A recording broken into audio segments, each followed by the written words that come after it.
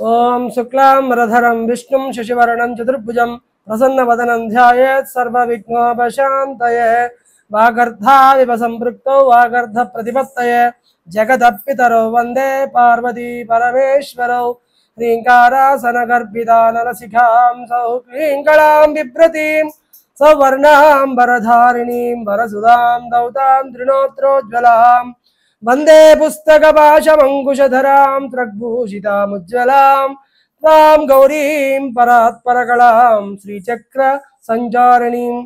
భగవద్బంధువులందరికీ కూడా శుభాశిష్యులు. ఇది శ్రావణ మాసము.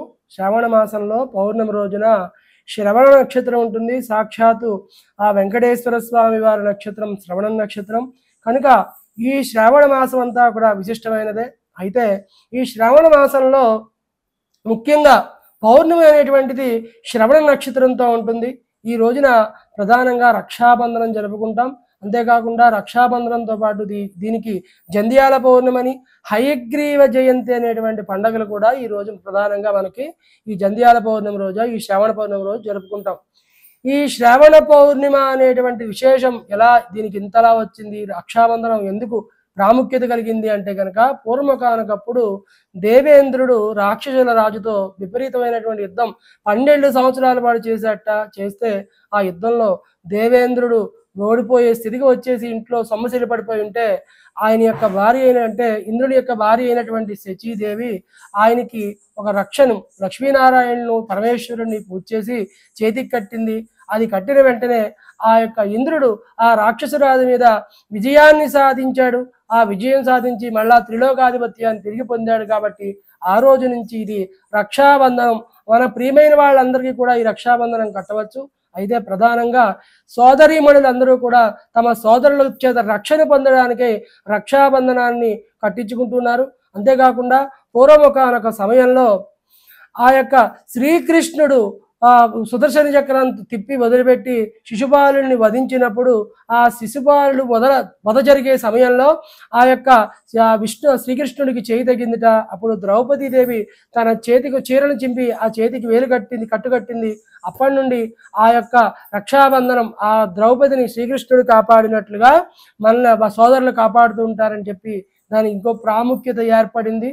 దాని తర్వాత ఇంకా ప్రధానంగా చెప్పవలసింది ఏమిటయ్యా అంటే బలిచక్రవర్తి తన విష్ణుమూర్తితో పాటు ఆ వామనావతారంలో పాతాళలోకానికి వెళ్ళిపోతే లక్ష్మీదేవి బలిచక్రవర్తికి రక్ష కట్టి తన సోదరుడిగా భావించి విష్ణుమూర్తిని కూడా తీసుకువెళ్ళిపోవడానికి గాను ఆ యొక్క రక్షణ కట్టింది. కాబట్టి సోదరీమణుల యొక్క క్షేమాన్ని కోరుతూ సోదరులకి కట్టే రక్షాబంధనమే ఈ యొక్క రాఖీ పండుగ విశిష్టత. కనుక ప్రధానంగా ఈరోజు సోదరీమణులందరూ కూడా తమ అన్నలకు తమ్ముళ్ళకి కూడా చక్కగా రాఖీని కడుతూ, రాఖీ అంటే రక్షాబంధనాన్ని కడుతూ వారి యొక్క అభివృద్ధిని కోరుకోవడమే ఈ రక్షాబంధనం యొక్క ప్రధానమైనటువంటి ముఖ్యమైనటువంటి ఉద్దేశం. అంతేకాకుండా పూర్ణచంద్రుడు శ్రవణ నక్షత్రంతో కూడుకుని ఉండడం వల్ల ఈ నెలలో విశేషంగా శుభ కార్యక్రమాలు, విశేషంగా పెళ్లిళ్ళు, నోములు, వ్రతాలు అన్నీ కూడా చక్కగా చేసుకుందికి అన్ని రకమైన శుభ కార్యక్రమములకు కూడా ఈ శ్రావణ మాసం చాలా విశిష్టమైనది. ఈ శ్రావణ మాసంలో కనుక చక్కగా ఎవరైతే లక్ష్మీదేవిని శ్రావణ లక్ష్మి రూపంలో పూజ చేస్తారో వాళ్ళకి ఆ లక్ష్మీ అనుగ్రహం కూడా మనకి ఈ నెలలో కలుగుతూ ఉంటుంది. శ్రావణ లక్ష్మిని ఈమెనే వరలక్ష్మీదేవి అని మనం పౌర్ణమి ముందు వచ్చే శుక్రవారం రోజున మనం అమ్మవారిని పూజ చేస్తాం. ఈ సంవత్సరం ఈ యొక్క పౌర్ణమితో పాటు వరలక్ష్మి వ్రతం కూడా కలిసి వచ్చింది కాబట్టి విశేషమైన రోజుగా 8, 9 తారీఖులన్నింటినీ కూడా చెబుతూ ఉన్నారు. ప్రధానంగా ఈ శ్రావణ పౌర్ణమి రోజున తమ సోదరులకి రక్షాబంధనాన్ని కుడి చేతికి ఉదయం నుంచి సాయంత్రం లోపల ఏ సమయానికి కట్టినా కూడా విశేషమైన సమయమే. ఈ సమయంలో వాళ్ళు చక్కగా ఈ యొక్క రక్షాబంధనాన్ని సోదరులకి ధరింపజేసి వారి యొక్క చిన్నవారైతే పెద్దవారి దగ్గర ఆశీర్వాదం తీసుకోవడం, పెద్దవారైతే తమ సోదరులను ఆశీర్వదించి వాళ్ళ యొక్క అభివృద్ధిని కాంక్షించడం ఈ యొక్క రక్షాబంధనం రాఖీ పౌర్ణమి విశిష్టత. అంతేకాకుండా మన ఋగ్వేదులు ఉపనయనం చేసుకునేటువంటి వాళ్ళు ఈ రోజున ఈ ఉత్తరాయణంలో ఉపనయనం చేసుకున్న వాళ్ళందరూ కూడా ఈ శ్రావణ పౌర్ణమి ఉపాకర్మ అనేటువంటి కర్మను నిర్వర్తిస్తూ ఉంటారు. వారికి కూడా విశేషమైనటువంటి రోజు ఈ యొక్క శ్రావణ పౌర్ణిమ. అంతేకాకుండా ఉపనయనం చేసుకున్నటువంటి అన్ని కులాల వారు బ్రాహ్మణ క్షత్రియ వైశ్యులు ముగ్గురు కూడా ఈ యొక్క రక్షాబంధనం రోజున జంధ్యాల పౌర్ణమిగా జరుపుకుంటూ నూతన యజ్ఞోపవీతాన్ని ధరించడం అనేటువంటిది ఈ యొక్క జంధ్యాల పౌర్ణమి కూడా ఈ పౌర్ణమికి పేరు వచ్చింది.